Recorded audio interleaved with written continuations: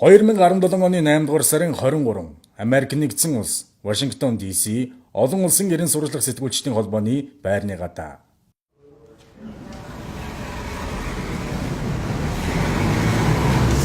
За дэлхийн нөгөө өнцөг Америкийн нэгдсэн улсын нийслэл Вашингтон DC хотод олон улсын ерөн сурвалжлах сэтгүүлчдийн холбоо байрладаг.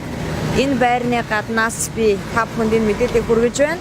Сая уулзалт болсон 4 давхарт ингээд миний бие мөн энэ олон улсын ерөн сурвалжлах сэтгүүлчдийн холбоонд нийлсэх Panama Papers-ыг авах хүсэлтэд тавьсан. Хүсэлтийг маш нааштайгаар хүлээн авсан. Инхээр ямар таарч нэг алхам урагшаа алхсан.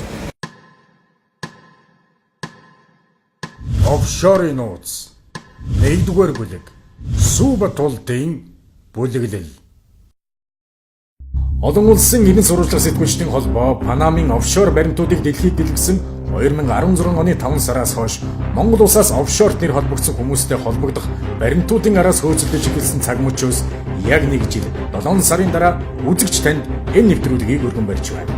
Панамын баримтаар олонний дунд нэр нь ил болсон офшорчдын хойноос 1 жил 7 сарын турш өөгөхгүй явлаа. Үнэхээр чихэм туурлаа. Асар их цаг хугацаа байлаа. Хавчлаг дарамт сүрдүүлгэнд ор дэсвэр төвчээрийг заан байж энэхүү нэвтрүүлгийг одоо та бүхэнд хүргэж байна. 1 жил 7 сар. Өнгөрсөн жил буюу 2016 оны 5 дугаар сарын 25-ны өдөр Панамын баримтуудаар ил болсон Монголын офшорчдын хойноос Америкийн нэгдсэн улсад орших олон улсын ерөн сурвалжлах сэтгүүлчдийн холбоо руу явхад сэтгүүлч намайг онгоц нисгээс 2 цагийн өмнө саатуулж Монгол улсын хилээр гарах хориг тавьсан. Офшорчд үнэхээр айсан. 2016 оны 5 дугаар сарын 26 Улаанбаатар хот Монгол ньюсийн байр. Тэгээ магадгүй миний үнэн үгээ хэлэх энэ сүүлчийн боломж байж магадгүй гэж би бодож байна. Офшор дансны мөрөөр ерөн сурвалжилсан эхний нэвтрүүлэгт бол улсын хурлын гишүүн Баяр Цогт, улсын хурлын гишүүн ерөнхий сайд басан Скватрийн Батуулд байгаль орчны сайд басан Дамтны Цогтбаатар холбогдсон хэрэгүүдийн зөвхөн эхний материалыг тавьсан. Баяр Цогт гишүүний огт хэвлэлд дэлгэгдэж байгааг нууцлсан гарын үсгтээ гэрээнүүдийг ил тавьсан. Тэгээ яагаад өнөөдөр энэ хүмүүсийг үнэн бодиттой олон улсын хэмжээнд цацагдсан мэдээллүүдээр нэвтрүүлэг хийж болдгоо юм. Дахиад энэ хүмүүсийн юу н хаанаа нуулсан, яасан хийсэн гэдгийг олж авахын төлөө, баримтны төлөө явах гэж байгаа хүнийг ингэж саатуулдаг гэдэг бол үнэхээр аимшигтэй. Хэвлэлийн эрхчлөө бол Монголд байхгүй болсон байна. Улс төрийн бүлэглэлүүд өөр хоорондоо өшөөгөө авахдаа хэвлэл мэдээллийнхнийг сэтгүүлч нарыг одоо мохоож тэдрийг дарамталж нэвтрүүлгээ хийхгүй, үгээ бичихгүй байх одоо тийм айхтар дарамт руу бидрийг төлөвлөж шээ. Одоо сонгуул хэдхэн хоногийн дараа болох гэж байна. Нэр холбогдож байгаа би бүх гишүүдийг 49 хүн өшөө өдөр болгоно нэмэгдэж энэ хүмүүсийн бүх материалыг авчих хэрэгтэй байсан. Панамын офшорын баримтын араас Америк нэгдсэн улсыг зорих гэж байсан сэтгүүлч Мөнх Баясгаланд 10-аас 15 жилийн хорих ялтай зохиомл хэрэг тохон Монгол улсын хилээр нэвтрэх хэрэгт нь хилийн хориг тавьснаар эхэлсэн. Энэхүү хууль бус үйл явдал бүтэн 6 сарын турш үргэлжилсэн. Гэсэн ч цензургүй сурвалжлага баг офшорын баримтыг олохын төлөө бүх хүчээ дайчлан ажиллаж байсан юм а. Гэвч бүхэн төгсгөл болж манай сурвалжлах баг Америкийн нэгдсэн улсад 1 жил 3 сарын дараа хөл тавьж Вашингтон DC-д төвтэй олон улсын ерөн сурвалжлах сэтгүүлчдийн холбоонд очиж уулзаж хамтран ажиллах ойлголцол хүрсэн юм. Цензургүй сурвалжлага үннийг хайна. Николас Копулос, улс төрийн шинжлэх ухааны доктор. Хэвлэл мэдээллийн байгууллагууд ялангуяа сэтгүүлч нар их үүрэгтэй юм шиг санагддаг. Тухайлбал дэлхийн нийтэд одоо энэ офшор баримтыг засаж байгаа ICIG гэдэг байгууллага байгаа. Дээрэс нь манай Монголд гэвэл одоо манай одоо чинь надад ингээд эрүүгийн хэрэг үүсгээд 10-аас 15 жилийн хорих хальтаа эрүүгийн хэрэг үүсгэж дарамтлсан. Сая Мальтад нэг сэтгүүлч аим урагдсан тий. Тэгэхээр хэвлэл мэдээллийн байгууллагын үүрэг нөлөө бол асар их байдаг юм шиг санагдаж байна. Та тэгж бодож байна уу? Journalism itself. Сэтгүүл зүй гэдэг бол нууц.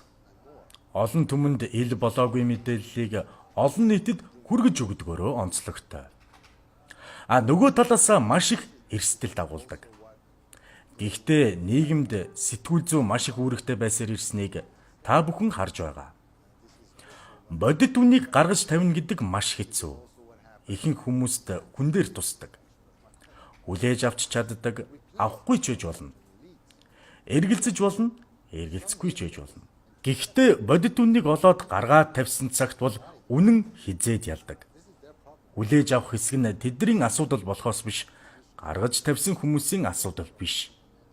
Гэхдээ үнэн ялдаг учраас бодит үннийг гаргаж тавихаас өөр арга байхгүй. But it will still win. Reality always win. Манай хуулийнхан эрүүгийн хэрэг үүсэхгүй л байгаа юм л да. Ерөөсө шалгадаггүй. Тийм тохиолдолдоо яах вэ? Document Мөнгө, баялаг, хаана байгаа, юу байгаа гэдгийг олох маш амархан. Тэртээ тэрнгүй банкны шилжүүлдэг төсөвт код гэж байдаг. Тэр кодоор хөөгөөд хүчний байгууллагууд амархан илчилж болно. Гэхдээ гол асуудал нь юу вэ гэхээр тэр мөнгө байлаа. Офшор данс байлаа гэхэд түүний том тоо нөгөө талаас их усүр нь бохир гэдгийг гэмт хэргийн чин чанартай хууль бусаар олж авсан гэдгийг тогтоох холбож өгөх томоохон асуудал болцоход байгаа юм. end up with another problem is the asset recovery problem.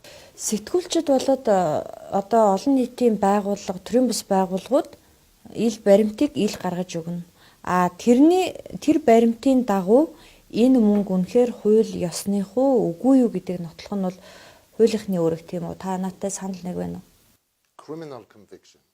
Гол нь гэмт хэрэг үүсгэл ёстой. Ингийн тулд гэмт хэрэг үйлдэгдсэн газар хэрэг үүсгдэг.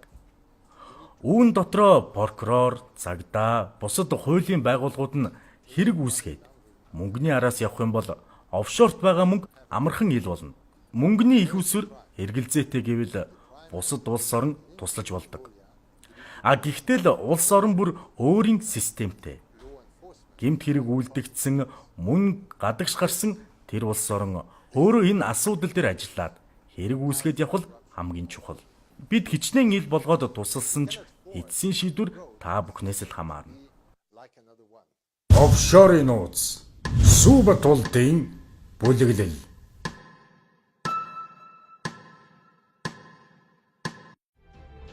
Офшор бүсэд бүртгэлтэй компани хувьцаа эзэмшигчид өөрсдөө болон олсон орлогоо нуух чин ирмэлзэлтэй байдаг. Учир нь энэ бол хуулиас далдалж хувилдааны аргаар олсон ашиг юм. Энэ бол хувилдаан, энэ бол хувилдааны схем, үүнийг офшор буюу хэргийн цаадах нууц гэдэг. Офшор бүсэд идэвхтэй үйл ажиллагаа явуулдаг Монгол улсын төрийн өндөр албан тушаал хашиж байсан, одоо ч хашилсаар байгаа Монгол улсын иргэд олон байдаг. Үүний дундаас хамгийн сүр дүлэнтэйгээр зарлагдсан Монгол улсын ерөнхий сайд, Монгол Ардын намын дарга асан, одоогийн улсын хурлын гишүүн Сүхбаатарын Батуулдын офшор болон түүний бүлэглэлийг бид энэ удаагийн нэвтрүүлгээр илчилж байна. 2016 оны 4 сард олон улсын ерен сурвалжлах сэтгүүлчдийн холбооноос Панамын офшор бүсэд бүртгэлтэй компани данс эзэмшигчдийг зарласан. Тэдний дотор Монгол улсын 49 иргэний нэр зарлагдсныг та бүхэн санаж байгаа. Тэдний нэг нь Монгол улсын 26 дахь ерөнхий сайдаар ажиллаж байсан Монгол Ардын намын дарга асан Сүхбаатарын Батуулдын нэр байсан олонний анхаарлыг зүйсээр татсан юм. Тухайн үед тэрээр яаран сандран хэвлэлийн баг хурал хийж байсныг эргэн санацгаа. Панамын офшорыг дийлгсэн юм юу болсон мэдээлэл гарсан л да. Тэрэн дотор Батуулд гэсэн нэр, Сүхбаатарын Батуулд гэсэн нэр гараагүй. Тэрэн дээр чинь search гээд ирэх тийм одоо програм байж штэ. Тэрэн дээр нь Батуулд гэдэг нэрийг хийгээд үзэхээр Батуулд гэдэг нэр дээр Панамын офшор байхгүй гэж байна. 0 гэж байна. Тэрийг ороод үзэх хэрэгтэй. Нэг үгээр хэлэх юм бол Батуулд надад офшор данс, офшор компани байхгүй. Офшор данс, офшор компани байхгүй. Тэгвэл офшор бүсэд бүртгэлтэй улс төр бизнесийн бүлэглэл нэр бүхий иргэдтэй холбогдох баримтын араас манай цензургүй сурвалжлах баг бүтэн 1 жил 7 сар эрен сурвалжлах ажиллагаа тасралтгүй явуулсны эцэст Монгол улсын ерөнхий сайдасан Сүү Батбол болон түүний оролцоотой байгуулсан офшор компаниуд, офшор схем, мөн түүний хамтрагч нарын гэмтүүлэлтүүдийн баримт материалууд олсноо та бүхэндээ хуваалцаж байна. 2003 оны 9-р сарын 15-нд Батуу Майныг хязгаарлагдсан хариуцлагатай компани уул уурхайн ашиглалт болон геологийн зөвлөгөө өгнө гэж Монгол улсаас бүртгэлийн гэрчилгээ авч байгуулагджээ. Сүү Батуулдын офшорын нууц эндээс эхэллээ. Тус компани Монгол улсад байгуулагдсанаас хойш ердөө 2 сарын дараа Ганамын офшор бүсэд Бату Майнинг Лимитед хэмээх компани байгуулагдаж тухайн үеийн гадаад хэргийн дэд сайд Сүү Батболд тус компанид хувь эзэмших болжээ. Сүү Батболд 2003 оны 11-р сарын 21-нд Бату Майнинг Лимитед компанид $18,771 шилжүүлж 4,923,216 ширхэг хувьцаа худалдан авч компани 11%-ийг эзэмшжээ. Та бүхэн түүний шилжүүлсэн мөнгө болон Панамын Монсек Фонсенко хэмээх хуулийн фирмийн бичиг баримт дотроос гарч ирсэн нотолгооны баримтуудыг харж байна. Харин тэр үед Сүү Батболд юу гэж тайлбарлаж байсныг одоо хүргэе. 2005 онд энэ үйл ажиллагаа компани үйл ажиллагаа бидэнд ойлгомжгүй бас одоо ч гэсэн ер нь тэр үед ч гэсэн энэ одоо уул уурхайн салбарын чиглэлээр үйл ажиллагаа явуулж байсан компани үйл ажиллагаа нь ирээдүйн маш тодорхой бус ийм байсан учраас бид хувьцаагаа 2005 онд миний хувьд бол өртгөөр нь зараад ингээд одоо энэ компаниас 2005 онд гарсан байна. Зогс үлгэр ингэж эхэлсэн. Улс төр бизнес гадаад худалдааны өндөр мэдлэгтэй Сүү Батболд ингэж ашиггүй компанид хөрөнгө оруулах хүн мөн үү? Бату гэдэг чинь Батболд гэдэг нэрийн давчлал. Тэр компани захирал бөгөөд энийг одоо энэ үйл ажиллагааг эхлүүлж бидэнд санал болгож ингэж одоо ажилласан хүн бол Австралийн хөрөнгө оруулагч Даг Маккей гэж ийм одоо хүн байдаг. Сүү Батболд дахиад л худлаа хэллээ. Бату Майнинг компаниг анх Монгол улсад байгуулсан хүн бол Австрали улсын иргэн Даг Маккей биш, Түмэн Дэмбэрлэн Алдармаа гэх чимэгтэй нэрээр бүртгэгдсэн байхыг та одоо харж байна. Ингээд Түмэн Дэмбэрлэн Алдармаа гэж хэм бэ? Түмэн Дэмбэрлэн Алдармаа нь хууч мэрэгжилтэй Монголын өмгөөлөгчдийн холбооны гишүүн. Түмэн Дэмбэрлэн Алдармаа бол Түмэн Дэмбэрлийн Болормаагийн төрсөн дүү юм. Харин Түмэн Дэмбэрлийн Болормаа нь MCS компани харьяа Интернет центр компани дэд ерөнхийлөгч бөгөөд одоогийн улсын хурлын гишүүн саяхан томилогдсон гадаад харилцааны шинэ сайд Дамтны Цогтбаатарын эхнэр юм.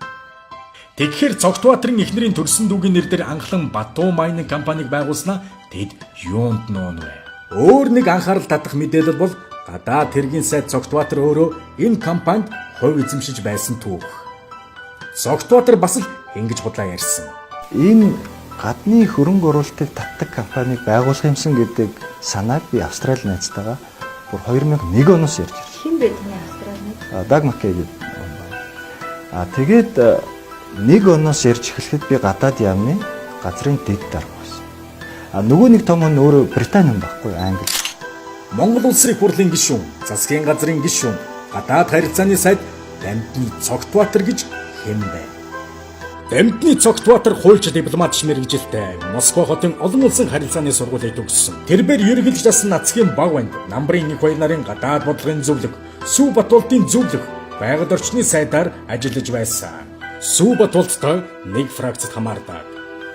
Тэрээр ерөнхийлөгч баг бандын гадаад бодлогын зөвлөх байхдаа мөн Бату Майнинг Лимитед компани 2,461,608 ширхэг хувьцааг 2003 оны 11-р сарын 21-ний өдөр худалдан авсан байдаг.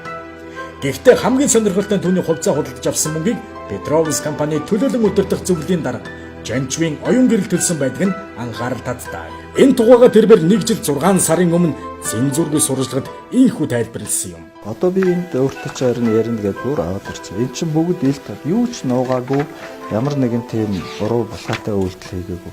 Капитрон банкнаас шилжсэн энэ хуулганы юм байж байгаа юм. Тэгээд энд 2 хүний харин мөнгийг нэгтгэсэн байж байгаа. Оюун гэрэл захирал бас капитроны хувьцаа. Тухайн үед юу хийж ирсэн? Капитроны төвийн дарга Петровсын оюун гэрэл захирал шүү дээ, тийм. Яг гэвэл энэ гадны хөрөнгө оруулагчд энэ бүх хүмүүсийг анх таньжсэн хүн л бий байхгүй. Тэгээд хоёулаа төлбөр хийхдээ Капитрон банкны одоо үйлчлэгийг л ашиглаж байгаа байхгүй. Тэр түүзийн нарийн бичгийн даргаад нь л мөнгө авчиж игэл хамтдаа л мөнгөө төлбөрөө хийгээ явчихж байгаа байхгүй. Зогс. Энд Цогтбаатар сайд мөн л худлаа ярьж байна. Тэр Капитрон банкнд 2% хүрэхгүй хувьцаа эзэмшдэг атлаа банкны төлөөлөн удирдах зөвлөлийн даргатай хамт мөнгөө шилжүүлсэн болж таарлаа. хитрхи дотн харилцаа мэт санагдахгүй байна. Цогтбаатрыг ерөнхийлөгчийн гадаад бодлогын зөвлөхийн хуваарч юм уу? Капитрон банкыг байгуулахад хүчин зүтгэсэн гавьяа зүтгэлийн шагнал Батуу Майнинг Лимитэд компанийн хувьцааг бэлгэлжээ гэж ойлгогдохгүй байна гэж юу? Хичнээн бодлоо байдагд оюун гэрэл захирал тэр хоёрын мөнгийг компани төлөөлөн удирдах зөвлөлийн нарийн бичиг хуульчгүй санамсаргүй хамтдаад шилжүүлэх. Энэ чинь хувьцааны төлбөр шүү дээ. Зогтбаатрын яриад байгаа тэр мэдэн бодлоод байгаа туузын нарийн бичгийн дарга гэдэг нь Зогтбаатрын өөрийнх нь эхнэр Болормагийн төрсөнд алдармаа юм байгаа юм. Зогтбаатар өөрөө ч гэсэн Батуу Майнинг компани захирлаар ажиллаж байсан. Тэг үүнийг хөөхөн тайлбарладаг л да. Бид нар дөнгөж одоо ингээд шинэ байгуулагдаад явж байна. Дараагийн захирал эртэл та англи хэлтэй хүн байна. Тийм учраас манай одоо захирлыг төр хийж байгаа ч гэдэг саналыг тавьсан. Ямар ч цалингүй.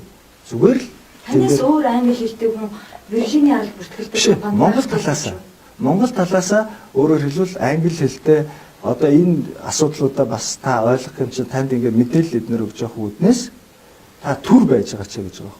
Би тэгээд окей л гэсэн. Эхнэрийнхээ дүү мөнөөхөн алдармаагаа дахиад л мартчихлаа. Мартчихлаа гэж ер нь бол нуурчихлаа. 2005 онд энэ үйл ажил компани үйл ажиллагаа бидэнд ойлгомжгүй бас одоо ч гэсэн ер нь тэр үед ч гэсэн энэ одоо уул уурхайн салбарын чиглэлээр үйл ажиллагаа явуулж байсан компани үйл ажиллагаа нь ирээдүйн маш тодорхой бус ийм байсан учраас бид хувьцаагаа 2005 онд миний хувьд бол өртгөөрн зараад ингээд одоо энэ компаниас 2005 онд гарсан байна. Ямар ч ашиггүй байсан учраас хувьцаагаа шилжүүлсэн гэж яриад байгаа юм. Тэр нөгөө ашиггүй байсан хувьцааных нь ашиг сая доллар хүрчихсэн. Гэхдээ Батуулдын хувьд сая доллар юу ч биш байж магадгүй юм. Харин сонирхол татдаг юм нь бол энэ сая доллар Монголд орж ирсэн үү? Түүнээс татвараа төлсөн үү гэдгийг л их сонирхолтой. Ингээд цаашаа баримт үзье. Хувьцаагаа шилжүүлэх болсон, нууцчинд орох болсон дараагийн шалтгаан бол 2004 онд Сүбатулд улсын хурлын гишүүн болж үйлдвэр худалдааны сайд болсон явдал юм. Үйлдвэр худалдааны сайд нь өөрийнхөө нэр дээр офшор компанитай байгаад байхын зохисгүй гэж бодсон баг. Мөн энэ үеэс Зогтбаатар оюун гэрэл нарч хувьцаагаа шилжүүлж нууцчинд орсон байдаг. За яг энэ он цагаас Батуу Майнинг компанийн сэргэн мандалтын он жилүүд эхэллээ. Учир нь үйлдвэр худалдааны сайд Батуулдын гарт ашигт малтамлын хэрэг эрхлэх газар мөн Монгол улсын ашигт малтамлын бүх лицензүүд орж ирсэн юм. 2003 онд гадаад харилцааны сайд Дамжны Цогтбаатар түүний эхнэрийн дүү Алдармаа, ерөнхий сайдаас нь Сүбатулд Петровсын оюун гэрэл нарын офшор бүсэд байгуулсан Батуу Майнинг сэргэн мандлаа. Тэд Монголын алил өнгөтэй, өөдтэй, нөөцтэй гэсэн лицензүүдийг тууж эхлэв. Монгол улсын нийт нутаг дэвсгэр 1,566,000 хавтгай дөрвөлжин км нутагтай. Харин Батуу Майнинг Монголиа компани лиценз эзэмшил 4.5 сая га буюу 1,945,7 мянган км квадрат газар нутагтай Баян Улгийн аймагт тэнцэх хэмжээний нутаг дэвсгэр эзлэх лицензийг алаасаж амжижээ гэсэн үг. Батуу Майнинг Монголиа компани толгой компани Их Британий Виржиний арлуудад бүртгэлтэй Батуу Майнинг Лимитэд хэмээх компани байдаг. Энэ компани үндсэн хөрөнгө бол Монголын газрын хэвлэлдэх баялаг юм. Одоогийн улсын хурлын гишүүн Сүв Батуулдыг 2004 онд улсын хурлын гишүүн үйлдвэр худалдааны сайд боломжт Батуу Майнинг компани ашигт малтамлын хайгуулын болон ашиглалтын лицензүүдийг хуу хамсан байдаг. Ингээд лицензүүдийн жагсаалтыг танилцуулъя. Ингээд Батуу Майнинг компани лицензүүдийн жагсаалтыг харуулъя. Он сар өдрийг нь сайн хараарай. Ихэнх нь 2004 оноос амарсан лицензүүд байгаа биз?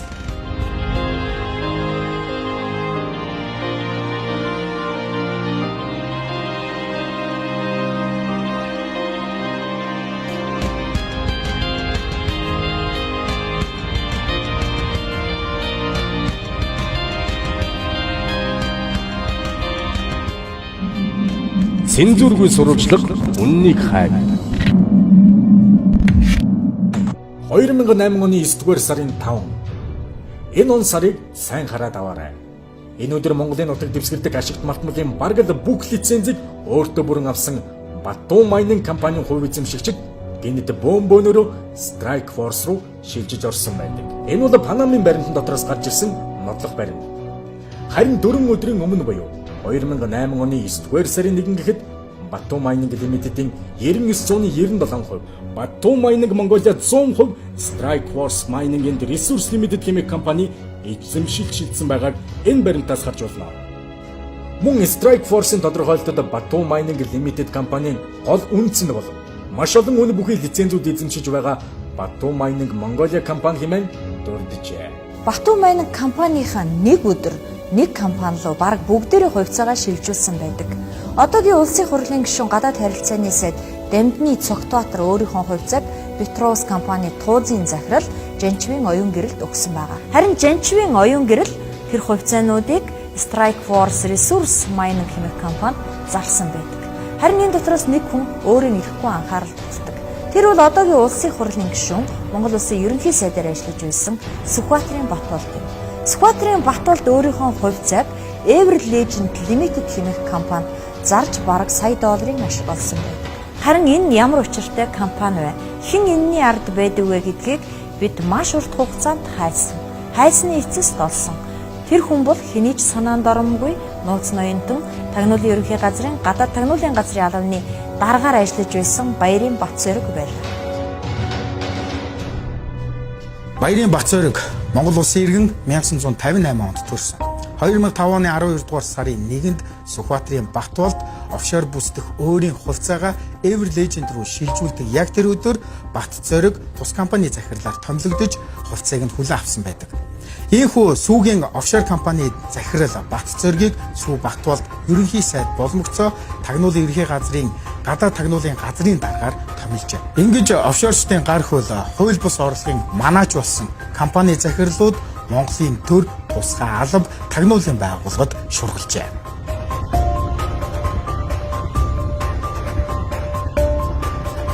Баярын Батцорог зөвхөн Сүү Батболдтой холбоотой биш.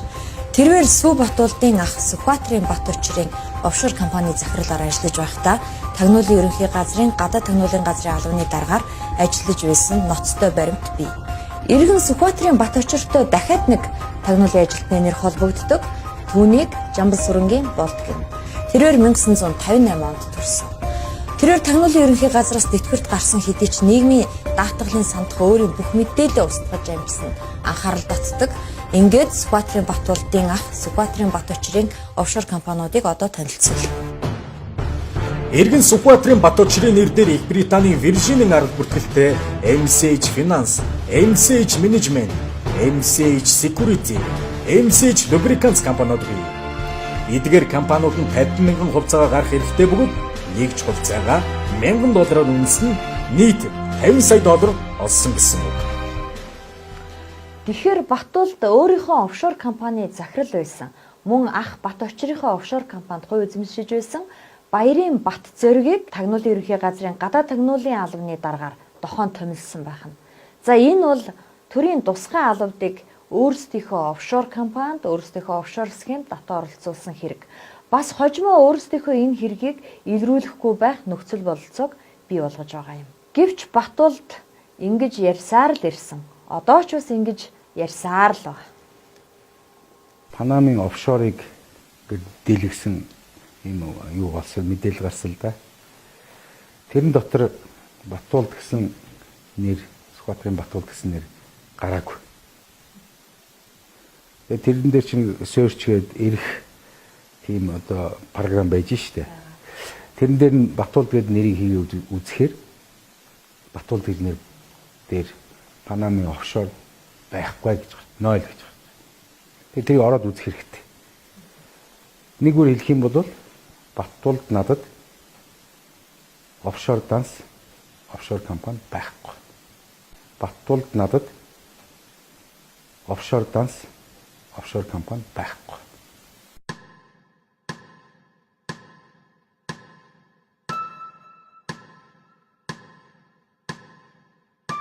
Офшорын нууц Сүү Батболдын бүлэглэл. Улсын хурлын гишүүн Батболдтой холбоотой офшор бүсэд бүртгэлтэй нийт 14 компаниг шүүж үзэхэд анхаарал татсан сонирхолтой технологи ажиглагдлаа. Эдгээр компаниудын хувь эзэмшигчид захирлууд байнга солигддог. Компаниудыг нэгнийхэн охин компани болгон байгуулдаг. Хувийг нь ээж дараалан эзэмшдэг. Эцэст нь уг компани бүх лиценз, хувьцаагаа зараад дуусгар болгодог технологитой. Тухайлбал жинхэнэ эзэн Сүү Батболд хизээж харагдахгүй. Түүний өмнөөс өөр хүмүүс, өөр компаниуд төлөөлөн мөнгө шилжүүлж, хувьцаа эзэмшиж, эцсийн ашгийг нь нуу. Жинхэнэ данс хизээж илэрхгүй байхаар уул мөрөө тухай бүрдэн болдож мөрөө буруулдаг. Чухамдаа үүндэл офшорын нууц оршиж байна. Сүү Батболдын хамаарал бүхий 57 этгээд дундаас 3 хүн анхаарал татдаг. Энэ бол Англи, Австрали улсын иргэн, Пакистан гаралтай Мухаммед Ибрахим Мунши. Түүний гэр бүлийн хүн дагш цэвгийн уран бэлэг, мөн Баасан гомбын энэ үшнэр юм. Тэд Сүү Батболдын офшор бүсдэх хөрөнгийг эргэлдүүлж байсан бөгөөд тэдний хувь заяа эмгэнэлтэйгээр эргэснийг хэд анзаарч харсан юм. Улсын хурлын гишүүн Сүү Батболд гадаад харилцааны сайд Цогтбаатар нарын хамтран байгуулж байсан Баттуу Майнинг Монголиа. Түүний толгой офшор компани болох Баттуу Майнинг Limited, Strike Force Mining and Resource Limited, Ever Legend Engineering Limited компаниудыг N+ Resource компанид нэгтгэсний дараа Заря Holding Limited, Gobi Coal Energy Limited, Suri Management Limited хэмээх офшор компаниуд гэнэт шинээр бий болжээ. Тухайлбал Gobi Coal Energy, Заря Holding, Suri Management компаниудын захирлаар даш цэвгийн уран бэлэг Мухаммед Ибрахим Мунши, Баасан гомбын инүш нар ээж дараалан ажиллаж байж. Баасан гомбын инүш Ибрахим Мунши нар Баттуу Майнинг Монголиа, Strike Force Mining Resource компаниудын захирлаар давхар ажиллаж байсан байдаг. Баасан гомбын инүш. Энэ хүн бол Баттуу Майнинг Монгол компани захирлаар 2006-аас 2008 оны хооронд ажиллаж байсан байдаг. Харин Сүхбаатарын Батболдыг Монгол улсын ерөнхий сайдаар ажиллаж байх тэр цаг хугацаанд төрийн өмчөд Эрдэнэс Монгол, Эрдэнэс 5 толгой компани захирлаар тус томилогдсон ажиллаж байсан. Алдарт Чалкогийн үр буюу Эрдэнэс 5 толгойн зүүн цанхыг барьцаанд тавьж Хятадын Чалка компаниас 250 сая $, хүүтэн зээлсэн тэр үрийг Монгол улсын төр бүтэн 6 жилийн турш төлж барагдуулсан түүхтэй. Баасан гомбын энэвш. Тэрбэр Батболдын офшор компаниудын захирлаар ажиллаж байсан. Тухайлбал Баттуу Майнинг Монголиа компани төлөөлөн удирдах зөвлөлийн дарга, гүйцэтгэх захирал, Gobi Coal компани бизнесийн газрын захирал, Suri Management компанийн захирал, Strike Force Mining and Resource Limited компани захирлуудаар тус ажиллаж байсныг нотлох баримтуудыг та бүхэн харж байна. Сүү Батболд бүр түүнийг эрдэт үйлдвэрийн захирлаар томилуулахаар өөрчилдөж байсан удаатай. Гэвч энэ хүн одоо Монголоос оргон зайлсан бөгөөд эрийн сурвалжлагдж байна. Тэрбээр 2013 оны 1-р сарын 18-ны өдөр буюу түүнд эрүүгийн хэрэг үүсгэснээс хойш 5 дахь хоног дээрээ Монголын хэлийг нууцаар нэвтэрсэн байна. Одоо түүнийг Канадад байгаа гэсэн мэдээллийг бид авсан юм. Энэ бол Эрдэнэс 5 толгой компани захирлаар ажиллаж байсан инэвшиг Баттуу Майнинг Монгол компани захирлаар ажиллаж байсныг нотлох гарын үсгийн баталгаа. Тэрээр бүхнийг Сүү Батболдын даалгавраар хийдэг байсан. Мөн Сүү Батболдын нөлөөг ашигладаг байсныг нотлох инэвшээс Батболдод ütсэн маш нууц мэйл бидэнд олцсон. Хэрв шаардлагатай бол бид тэр мэйлийг хуулийн байгууллагад гаргаж өгөхөд бэлэн байна.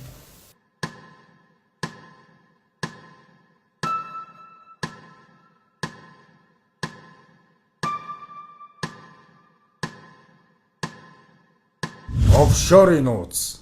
Сүү Батболдын бүлэглэл. Даш цэвгийн уран бэлэг Монгол улсын иргэн 1979 онд Төв аймгийн Бадсамбөр суманд төрсөн. Дээр нэр дурдсан бүх компаниудын захирлаар ажиллаж байсан. Баттуу Майнинг компанийн хувьцаа эзэмшигчээр ажиллаж байгаад охин компаниудыг нь байгуулж захирлан болсон. Баттуу Майнингийн араас залгаж авсан Gobi Coal Energy хэмээх Монгол улсын адил нөөцөгтэй ордуудыг эзэмшилтэд авсан.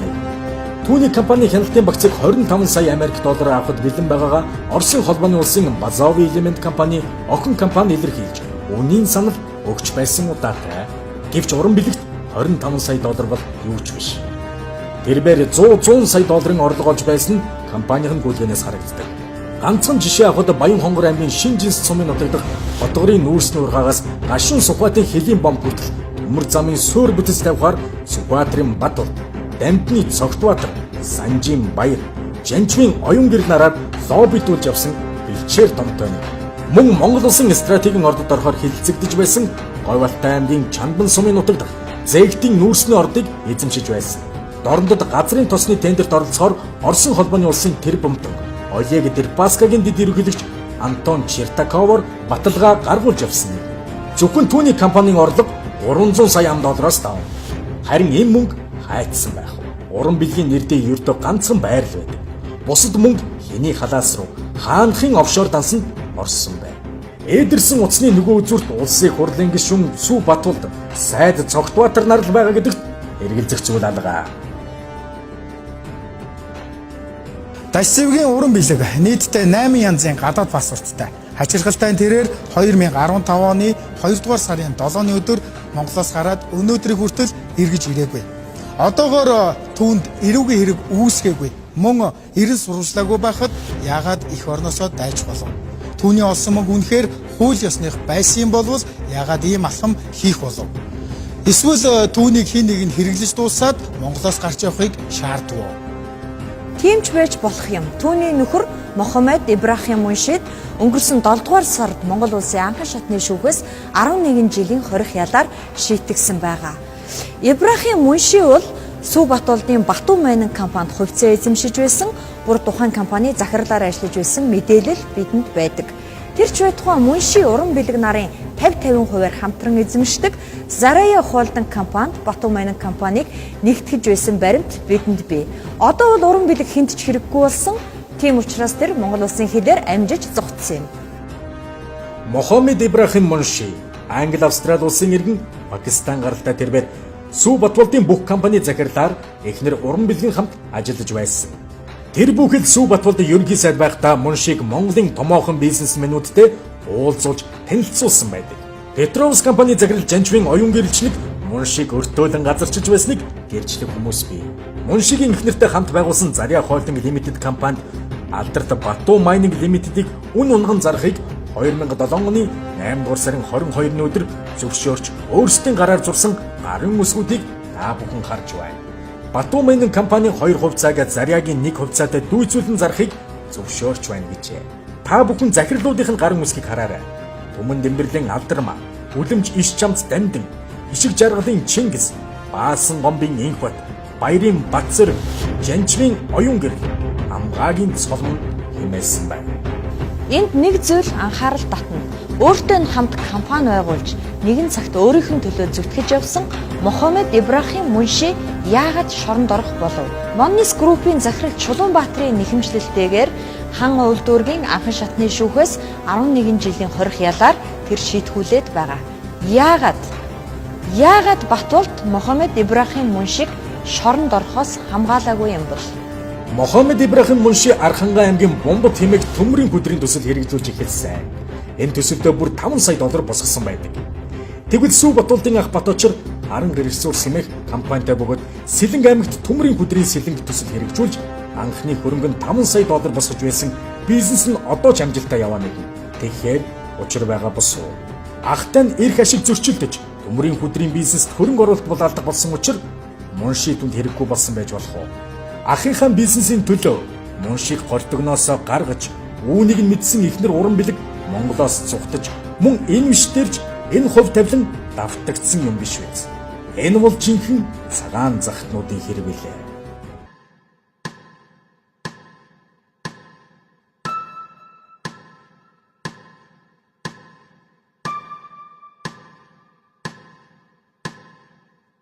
Оффшорын нууц Сүү Батулдын бүлэглэл.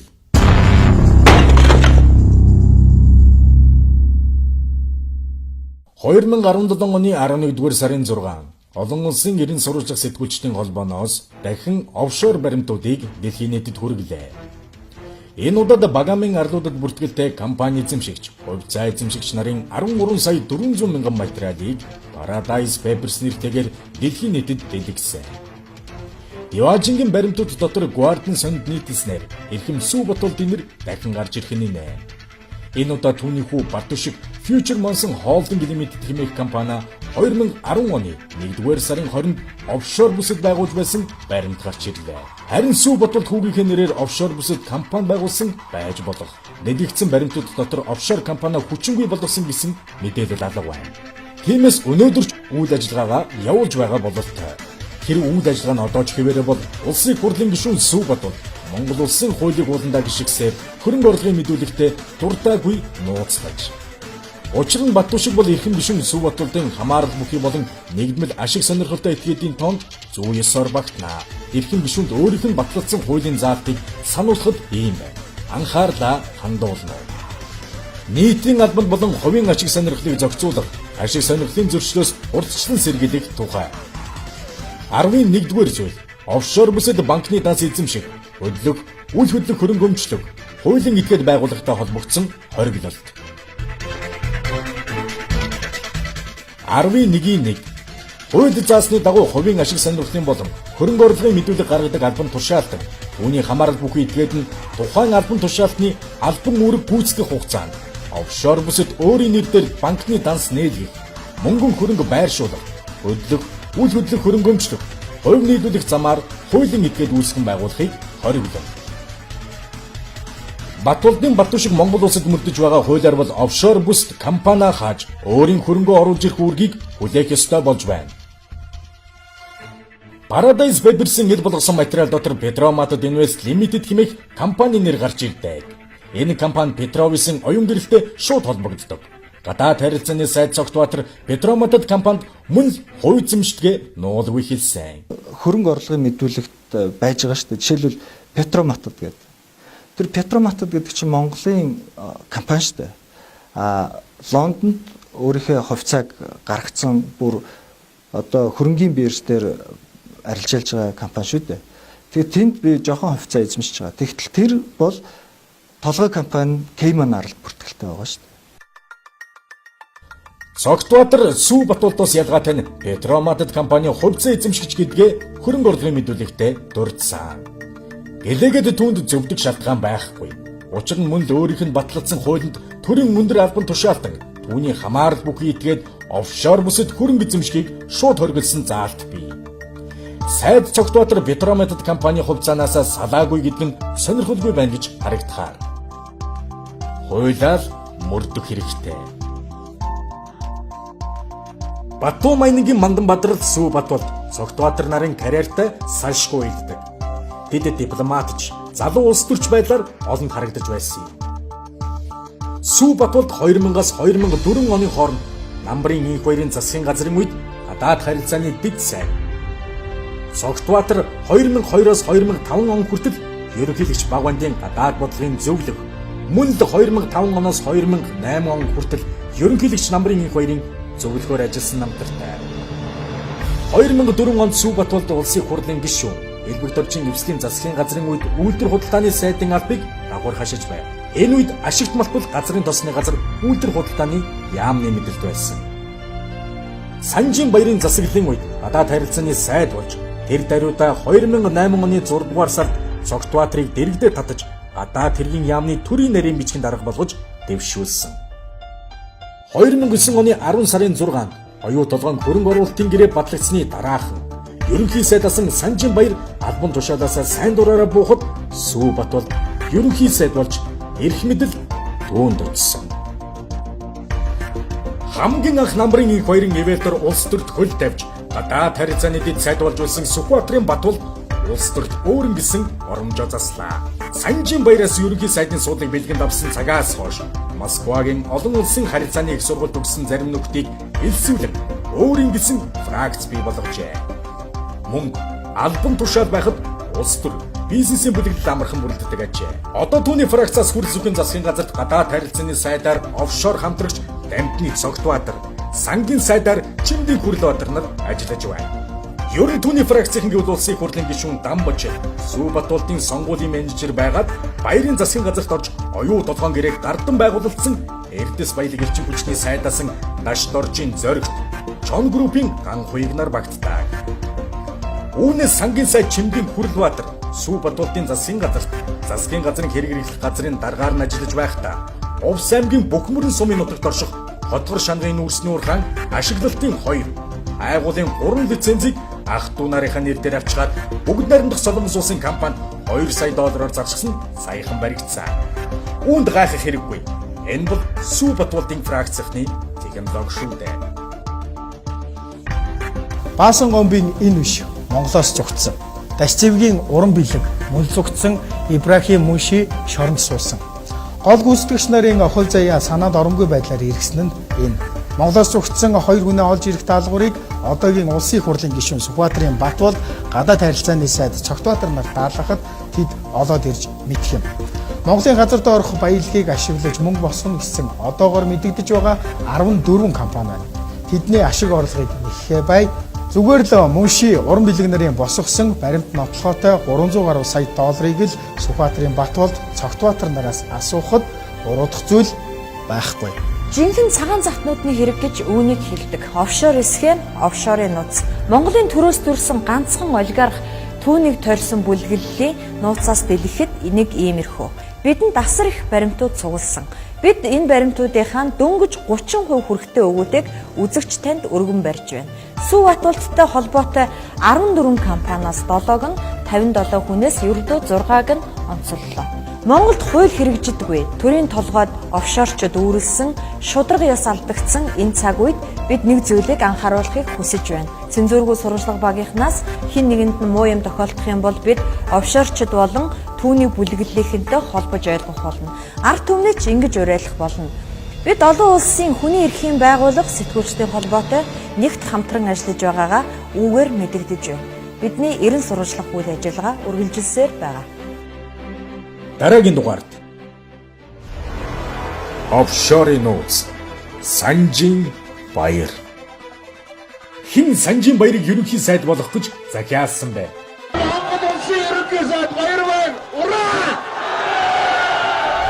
Түүний үйл хөдлөх хөрөнгө 11 сая 577 мянган доллар буюу нийт 28 тэрбум төгрөг. Өнөөдөр би ерөнхий сайдын албаа өгч байна. Эсний ээлжтэй гэдэг хэсэг дээдсийн сургаалыг санан өндөр албанаас бууж байгаадаа бол харамсах юм алгаа гэдгээ хэлье.